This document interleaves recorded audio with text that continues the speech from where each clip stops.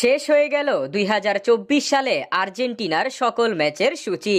২০২৪ সালে বর্তমান বিশ্ব চ্যাম্পিয়নরা ২০২৬ বিশ্বকাপকে সামনে রেখে ৬টি বাছাই পর্বের ম্যাচ খেলেছে। শেষ কয়েকটা দিনে আর কোনো আন্তর্জাতিক ম্যাচ নেই আর্জেন্টিনার পরবর্তী ম্যাচ রয়েছে ২০২৫ সালে, যেখানে ২০২৬ বিশ্বকাপকে সামনে রেখে শেষ ৬টি বাছাই পর্বের ম্যাচ খেলবে আর্জেন্টিনা।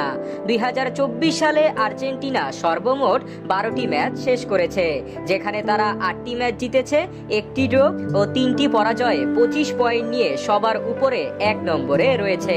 তারা সবার আগে ২০২৬ বিশ্বকাপের মূল পর্বে চলে গিয়েছে। তাদের আর কোনো বাধা নেই, তবে তাদের আরও ৬টি বাছাই পর্বের ম্যাচ রয়েছে, যা খেলবে ২০২৫ সালে। ২০২৫ সালে আর্জেন্টিনা প্রথম ম্যাচটি খেলবে মার্চ মাসের ২০ তারিখ শক্তিশালী উরুগুয়ের বিপক্ষে।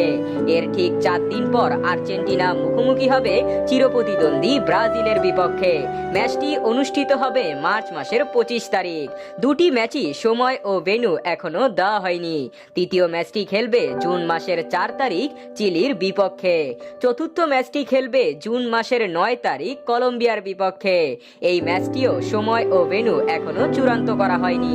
পঞ্চম ম্যাচটি খেলবে সেপ্টেম্বরের ৯ তারিখ ভেনিজুয়েলার বিপক্ষে ও সর্বশেষ ম্যাচটি খেলবে সেপ্টেম্বরের ১৪ তারিখ ইকুয়েডরের বিপক্ষে।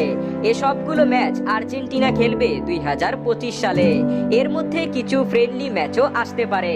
যখন কোনো ফ্রেন্ডলি ম্যাচ রাখা হবে তখন আপনাদের এই চ্যানেলে জানিয়ে দেওয়া হবে। সে পর্যন্ত আমাদের সাথেই থাকুন।